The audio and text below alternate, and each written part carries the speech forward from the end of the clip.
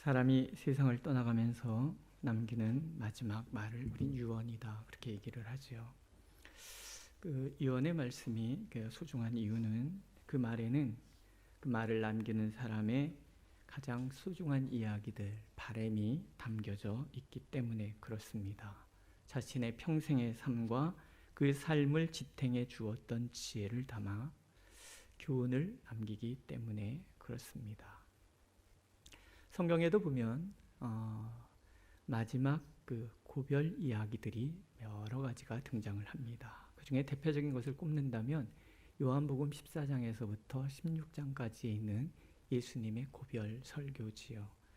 예수님은 두고 떠나는 제자들, 두려움에 사로잡혀 있는 그 제자들을 위로하고 격려하고 그들에게 약속을 주시기 위해서 마지막 혼신의 사랑을 담아 제자들에게 이야기를 들려주십니다. 그래서 오늘 우리가 그 부분을 읽을 때 절절한 예수님의 그 사랑을 깨닫게 되지요. 바울이 디모데, 아들 같은 디모데에게 준 마지막 이야기도 우리의 마음을 울리게 합니다. 특별히 디모데 후서 같은 경우에는 그 평생의 삶, 그리고 디모데를 얼마나 사랑했는지에 대한 이야기들이 담겨져 있지요. 구약에 나오는 그 이야기들을 꼽는다면 그 중에 이 신명기입니다. 모세의 마지막이 다가오고 있습니다.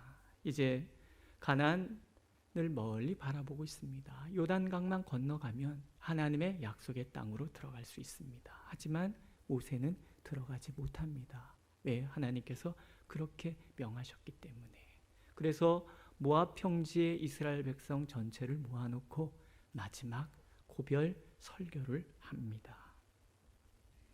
설교 안에는 모세 삶 전체를 담은 백성을 향한 마음이 담겨져 있습니다. 오늘 본문에 나와 있는 것처럼 모세는 이렇게 한마디로 하나님을 표현하지요. 우리 하나님 여호와는 오직 유일한 여호와이시니. 모세의 삶을 표현한 한마디 말, 하나님만한 분은 없다, 그런 뜻입니다. 우리는 출애굽기에서부터 민수기에 이르기까지 하나님께서 어떻게 모세를 택하셨고 어떻게 부르셨으며 어떻게 그와 함께 하셨는가 하는 것을 읽을 수 있습니다. 무기력했던 사람,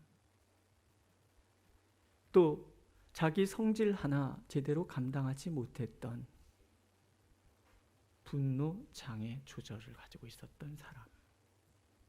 근데 그 사람이 어떻게 위대한 믿음의 사람으로 바뀌었는지, 어떻게 세상에서 가장 온유한 사람으로 변했는지 우리는 그 이야기들을 통해서 알게 됩니다. 모세는 그 온 삶을 통해서 만난 그 하나님, 자신의 모든 삶을 인도하셨던 그 하나님에 대한 그 경험과 또 그 하나님께서 주신 사랑의 마음을 담아서 이스라엘 백성들에게 하나님만한 분은 없다, 이렇게 이야기를 들려주고 있는 것입니다. 신명기 4장 7절에는 이렇게 고백도 합니다. 우리 하나님 여호와께서 우리가 그에게 기도할 때마다 우리에게 가까이 하심과 같이 그 신이 가까이 함을 얻은 큰 나라가 어디 있느냐.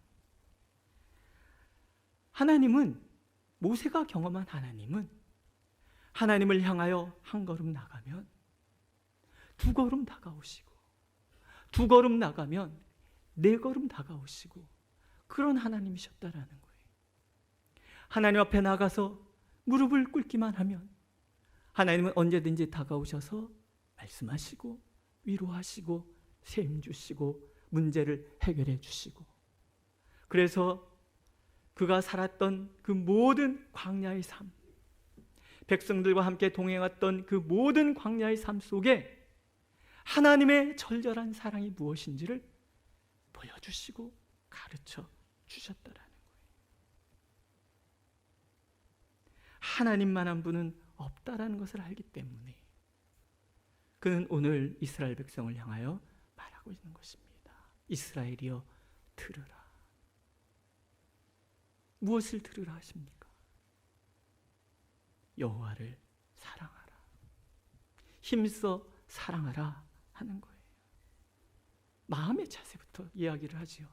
내 마음을 다하고 뜻을 다하고 힘을 다하여 네 하나님 여호와를 사랑하라. 마음을 다한다는 것은 하나님을 향한 사랑만 그 마음에 있어야 한다는 뜻이고, 뜻을 다한다는 것은 하나님의 뜻에 내 뜻을 일치시키며 나가는 것을 얘기하고, 힘을 다한다는 것은 나의 모든 것을 다 쏟아부어 그분을 사랑하라, 그런 말이 됩니다. 하나님을 향한 사랑에는 그 무엇과도 비교할 수 없는 분이시라는 신앙 고백과 나의 모든 것을 쏟아붓는 혼신의 결단이 있어야 된다는 의미가 되겠지요. 모세에게 있어서 하나님은 마음을 다하고 뜻을 다하고 힘을 다하여 사랑을 받을 만한 자격이 있으신 분이셨습니다. 왜냐하면 모세의 평생의 삶 가운데 하나님은 마음을 다하시고 뜻을 다하시고 힘을 다하셔서 모세가 이끄는 백성들을 사랑하셨기 때문입니다. 당신의 전부를 내주신 하나님 앞에서 모세는 자신의 전부를 하나님께 드리기로 결심하고 그렇게 살아왔던 자신의 모든 삶을 담아서 이스라엘 백성들에게 너희도 마음을 다하고 뜻을 다하고 힘을 다하여 여호와를 사랑하라, 그렇게 들려주고 있는 것입니다. 하나님을 사랑하십니까? 내 마음에 온통 하나님만이 가득하십니까? 내 뜻은 오직 하나님의 뜻에 일치하십니까? 내 모든 것을 다 쏟아부어 사랑하여도 부족함이 있을 만큼 그렇게 하나님을 사랑하십니까? 오늘도 하나님은 그렇게 하나님을 사랑하는 사람들을 찾고 계십니다. 하나님을 사랑하기 때문에 모든 삶이 하나님을 향하고 마음에 가득 하나님을 향한 사랑을 담아 하나님과 교제하기를 원하고 하나님의 뜻에 내 뜻을 일치시키며 힘을 다해 하나님을 사랑할 그 사람들을 하나님은 오늘도 찾고 계십니다. 마음뿐만이 아니지요. 마음은 행동으로 나타날 때 그것이 완성이 됩니다. 그래서 두 가지 행동을 모세는 제시를 합니다. 하나는 마음에 새기라. 6절에 보면 오늘 내가 내게 명하는 이 말씀을 너는 마음에 새기고, 이렇게 얘기를 합니다. 마음에 새긴다는 뜻은 자신의 모든 의지에 항상 하나님의 말씀을 새겨 그것이 행동으로 드러나게 하는 것을 뜻합니다. 구체적으로 이렇게 이어서 권하지 않습니까? 8절, 너는 또 그것을 내 손목에 매어 기호를 삼으며 내 미간에 붙여 표를 삼고 심지어는 내 집 문설주와 바깥문에 기록할지니라, 이렇게 권하고 있습니다. 고대 근동에서는 종교적 도덕적 황금률을 적은 종이를 몸에 휴대하거나 집에 붙여두는 그런 풍습이 있었다고 합니다.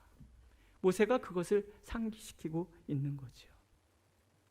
손은 마음의 생각을 행동으로 옮기는 지체입니다. 그 손목에 하나님의 말씀을 적어맨다는 것은 내 모든 행동의 지침이 하나님의 말씀이 되겠노라는 다짐이라는 뜻입니다. 미간은 인간의 지성과 사고를 상징을 합니다.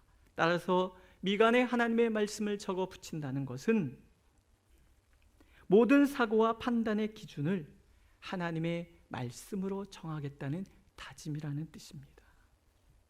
문설주 바깥문에 기록하는 것은 하나님의 말씀이 자신의 생활 곳곳에 스며들도록 삼가 노력하겠노라는 다짐이라는 뜻이라는 거예요. 이거는 가십과 전혀 다른 거죠. 보여주기 위해서 집안 곳곳에 말씀 붙여놓고, 보여주기 위해서 여기다가 말씀 적어놓고 미간에 말씀 촥 붙이고 이러고 다니라는 뜻이 아니죠. 그건 가식이. 마음을 다하고 뜻을 다하고 힘을 다한다는 것은 내 마음에 하나님의 말씀을 새기는 것, 내 삶 속에 하나님의 말씀을 새기는 거라는 것. 이것은 가식이 아니라 하나님의 사랑에 대한 감사의 표현이라는 거죠. 예수님도 말씀하시지 않습니까?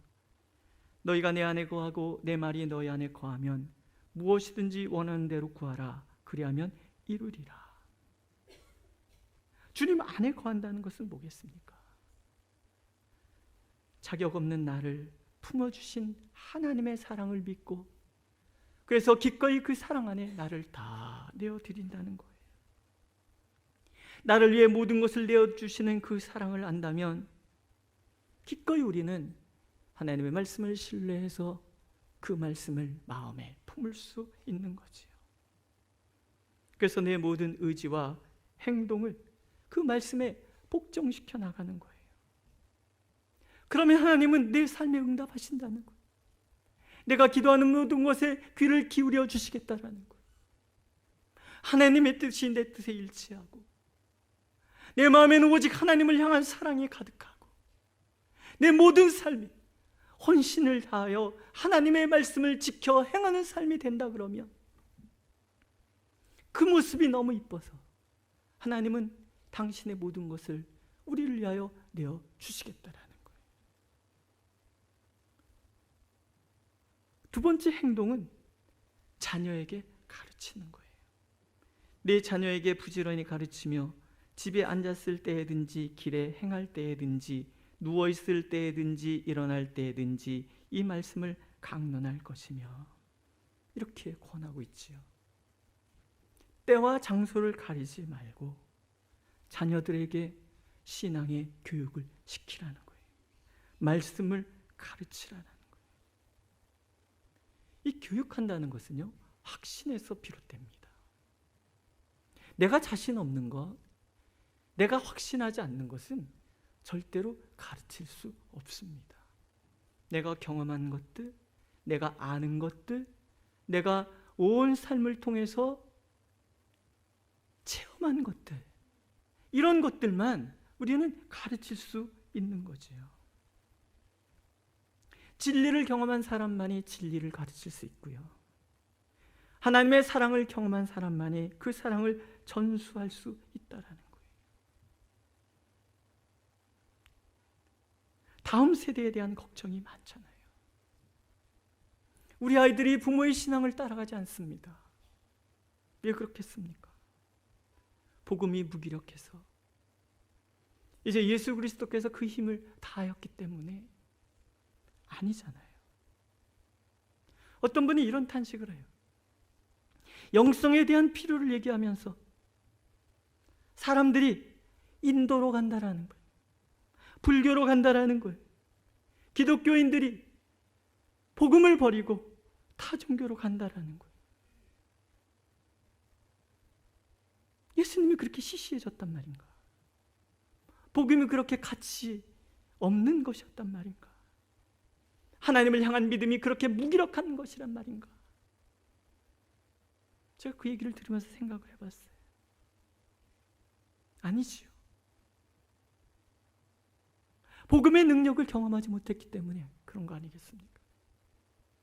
하나님의 사랑을 절절히 느끼지 못했기 때문에 그렇지 않겠습니까? 가끔 그런 얘기를 하시는 분들을 만나요. 나는 이렇게 신앙생활을 했지만 내 아이들은 그렇게 안 해도 될 것 같아요. 그분은 평생을 새벽에 제단을 쌓으신 분이에요. 수없이 금식하시고 팔부둥 치신 분이에요. 이겨내야 되니까, 견뎌내야 되니까, 내 환경을 극복해야 되니까. 그러면 내 자녀들에게도 그렇게 가르쳐야 되잖아요. 안 그렇습니까? 하나님의 말씀대로 살아서 그 말씀의 진리를 경험한 사람은 자신 있게 자녀들에게 말할 수 있는 거예요. 얘들아, 주의를 지켜야 되는 거야. 얘들아, 하나님을 사랑해야 되는 거야. 얘들아, 기도라는 것은 너무나 소중한 거란다. 뭐 기도 그게 그거요. 그건 뭐예요? 기도 속에서 내가 하나님을 못 만났다는 얘기. 우리 찬양 중에 그런 거 있지 않습니까? 주님 한 분 밖에는 아는 사람 없어요. 그 찬양 후절 보세요. 나는 행복해요. 죄사함 받았으니 아버지 품 안에서 떠나 살기 싫어요. 나는 행복해요. 사랑이 샘솟으니 이 세상 무엇이든 채우고도 남아요. 아시죠? 저는 이 찬양을 부를 때마다 그런 생각이 들어요. 이 사람은 아는 거예요. 뭘 알아요? 하나님께서 나를 용서하셔서 자녀 삼아 주셨다는 것을, 그 사랑의 감격이 너무 크다는 것을 아는 거예요. 하나님 만난 사람, 그 마음속에 솟아나는 그 샘솟는 사랑, 이 사랑이 얼마나 큰지를 이 사람은 아는 거예요. 이 세상을 다 품고도 남을 만한 그 사랑을 내가 경험했기 때문에 기꺼이 우리 자녀들에게 신앙을 가르칠 수 있는 거라는 거죠. 모세는 그 얘기를 하고 있는 거예요. 하나님 같은 분이 없는 거예요. 하나님만한 분이 없는 거예요. 수많은 신들이 있다고 얘기하지만 하나님 같은 분은 이 땅에, 하늘에, 땅에 없는 거예요. 오직 하나님만이 유일하신 분. 나를 위하여 당신의 모든 것을 내어주신 그분. 그래서 그 확신을 가지고 부지런히 말씀을 가르치는 거라는 거예요. 모세는 무슨 얘기를 하고 있는 거예요? 경험해 보라는 거예요. 말씀을 경험해 보라는 거예요. 그 말씀을 지켜 행할 때 하나님이 어떻게 우리를 인도해 가시는지를 경험해 보라는 거예요. 모세가 만난 하나님은 신실하신 하나님, 사람처럼 이랬다 저랬다 하는 분도 아니고, 한 번 말씀하신 것은 100년이 지나고 1000년이 지나도 반드시 지키시는 그런 신실하신 하나님이셨다는 거예요. 그 하나님의 말씀을 경험한 사람은 전할 수 있는 거예요. 가르칠 수 있는 거예요. 때를 얻든지 못 얻든지 자녀들에게 강론할 수 있는 거예요. 하나님은 이런 분이시라고, 하나님의 말씀은 이런 것이라고, 이 말씀을 지켜 행하는 것이 진정 내가 복되고 형통해지는 비결이라고. 복 있는 사람은 악인의 길을 쫓지 아니하고 죄인의 길에 서지 아니하고 오만한 자의 자리에 앉지 아니하고 오직 여호와의 율법을 취하러 묵상하는 사람. 그래서 시절을 쫓아 물가에 심은 나무가 열매를 맺는 것처럼 그렇게 하나님 만나고 그렇게 하나님과 동행하는 삶을 사는 사람이라는 거, 가르칠 수 있다라는 거죠. 오늘도 하나님은 우리가 그렇게 하나님의 말씀의 신실함을 믿어서 내 마음 가득 하나님의 말씀을 새기고 내 삶 가득 하나님의 말씀을 새기고 우리 후대에게조차도 하나님의 말씀을 새기는 삶을 살아가는 우리가 되기를 원하십니다. 그것이 마음을 다하고 뜻을 다하고 힘을 다하여 하나님을 사랑하는 모습이라고 하나님은 오늘 우리에게 말씀하고 계십니다. 요구만 하시는 하나님이 아니신 거지요. 그러면 하나님께서 반드시 복을 주십니다. 내가 복이 되게 하신다는 거예요. 말씀하신 하나님은 말씀하신 대로 일하신, 우리가 그렇게 하나님의 말씀을 가슴에 새기고 그것을 후대에 부지런히 가르치고 내 삶 속에 그 말씀을 새겨가면 하나님은 내 삶 속에 나타나 복되고 아름다운 삶이 되도록 만들어 주시겠다고 약속하시는 거예요. 보세요. 6장 10절은 이는이라는 말로 시작이 돼요. 이는 곧 너희의 하나님 여호와께서 너희에게 가르치라고 명하신 명령과 규례와 법도라 너희가 건너가서 차지할 땅에서 행할 것이니. 하나님의 주시는 계명은 이스라엘 백성들이 애굽의 포로된 삶, 종된 삶에서 벗어나기 위해서 지켜야 될 그런 계명이 아니더라는 거예요. 구원받은 하나님의 백성들이 광야를 거쳐서 이제 가나안 땅에 들어갔을 때 약속의 땅에서 다른 민족과 다른 선민으로서의 삶을 살기 위한 거룩한 백성 되게 하시기 위한 하나님의 약속이더라는 거예요. 무엇이 하나님 백성다움인가를 표현해주는 그런 말인 거예요. 계명은 구원 이후의 삶의 핵심이라는 뜻입니다. 그러면 하나님이 주시는 약속이 2절에서 3절에 나와요. 내 나를 장국케 하기 위한 것이라. 이스라엘아 듣고 삼가 그것을 행하라. 그리하면 내가 복을 받고 내 조상들의 하나님 여호와께서 내게 허락하심 같이 젖과 꿀이 흐르는 땅에서 내가 크게 번성하리라. 하나는 내 나를 장구하게 하겠다라는 약속이고요, 또 하나는 내가 크게 번성하리라는 약속이지요. 삼중적인 의미가 있어요. 먼저는 하나님의 말씀을 지켜 행하는 사람은 지금 여기 나의 삶이 건강하고 풍성하고 번성하는 삶이 되고, 한 걸음 더 나가서 국가적으로는 국가가 강건하고 형통해지는 것이고요, 더 나아가서는 영원한 하나님 나라에서 약속된 백성으로서의 삶을 살아가게 된다는 의미를 담고 있어요. 하나님께서는 계명을 지켜 행하는 모든 이스라엘 백성들, 구시대나 신세대나 그리고 앞으로 올 모든 미래 세대까지 장구하리라, 그리고 크게 번성하리라는 약속을 하고 계시는 거예요. 우리가 하나님의 약속의 말씀을 붙들고 살아가면 하나님께서 그렇게 분명히 약속하셨기 때문에 하나님께서 그 약속을 반드시 이루실 것이라는 뜻입니다. 오늘도 마찬가지지요. 세상이 아무리 아니라고 얘기해도 하나님께서는, 하나님의 백성은 하나님의 말씀의 법대로 살기를 원하십니다. 비록 이 세상이 비진리로 가득 차 있기 때문에, 진리를 대적하기 때문에 그 길이 시련 가득한 길일 수 있지만, 말씀을 지켜 행하는 삶을 사는 자들에게 실패는 없다고 하나님은 들려주고 계시는 거예요. 장구하리라, 크게 번성하리라. 하나님이 말씀하셨기 때문에 하나님께서는 반드시 실패를 딛고 일어서서 하나님의 그 약속의 반열에 들어가는 우리 모두가 되게 해주시겠다고 오늘도 약속하고 계시는 거예요. 1980년대에 불의 전차라는 영화가 있었어요. 에릭 리델이라는 영국 육상 선수 이야기입니다.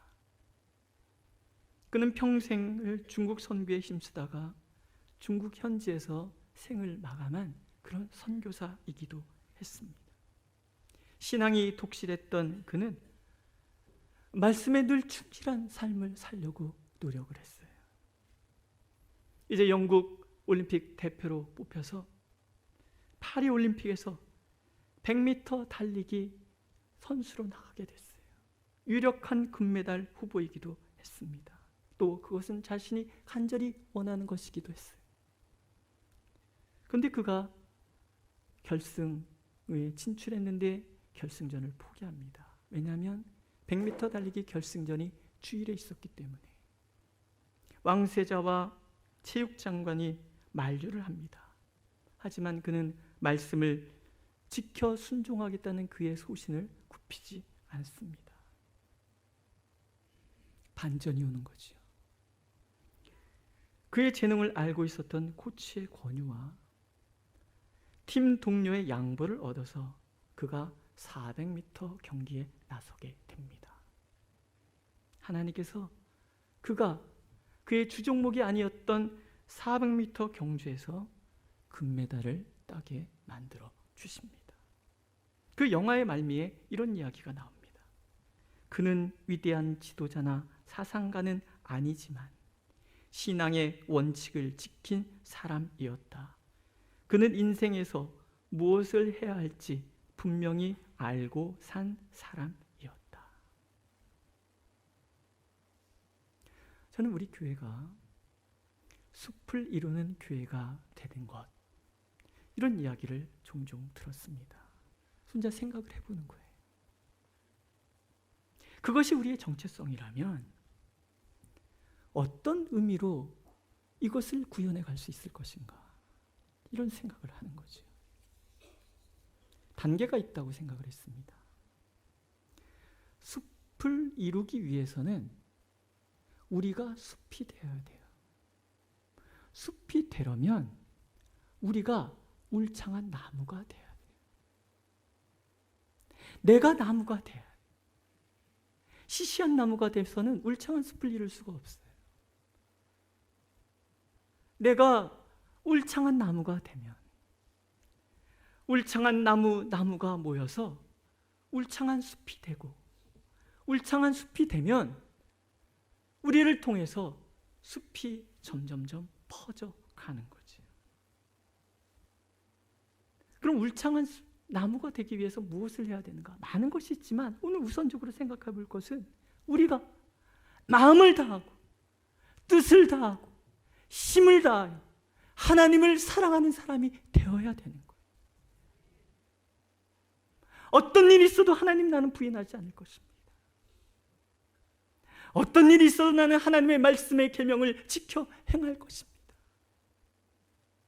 세상이 어떻게 되든 하나님께서 이리 가라 하시면 저는 이리 갈 것이고, 이것을 하라 하면 저는 이것을 하는 사람이 될 것입니다. 우리가 그렇게 하나님 앞에 순종을 다짐할 때 하나님은 그것을 마음을 다하고 뜻을 다하고 힘을 다하는 사랑이라고 인정해 주실 거라는 거예요. 그것뿐만이 아니죠.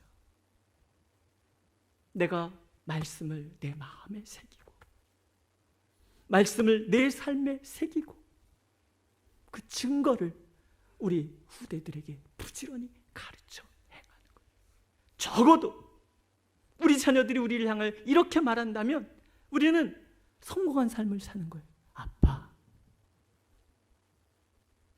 아빠를 보면 하나님이 살아계시다는 것을 알겠어요. 엄마를 보면 하나님이 엄마를 사랑하는 걸 알겠어요. 믿으십니까? 우리가 그런 사람들이 되는 거예요. 내가 예수 그리스도 안에 있으므로 예수 그리스도 안에서 그렇게 하나님과 동행하는 삶을 살아가는 거예요. 그러면 하나님은 약속을 실행하시는 거예요. 내 나를 장구하게 하고 나를 크게 번성하게 하는 거예요. 내가 울창한 나무처럼 장구하고 번성한 나무 되게 해주실 것이고, 우리 교회가 그런 사람들이 모여서 참으로 번성하고 울창한 교회가 될 것이고, 기꺼이 우리를 통해서 수많은 교회들이 그렇게 장구하고 번성한 교회들이 되게 갈 것이라는 것이, 하나님은 그것을 이루어 주실 것입니다. 오늘도 하나님께서는 마음을 다하고 뜻을 다하고 힘을 다하여 하나님을 사랑할 사람을 찾고 계십니다. 하나님의 말씀을 가슴에 품음으로 모든 기도를 응답받는 그 삶을 살아갈 사람을 찾고 계십니다. 그들을 부르고 계십니다. 그 사람이 바로 나이기를 하나님은 원하고 계십니다. 그 사람이 바로 우리 교회이기를 하나님은 원하고 계십니다. 소원하십니까? 소원하십니까? 기도하겠습니다.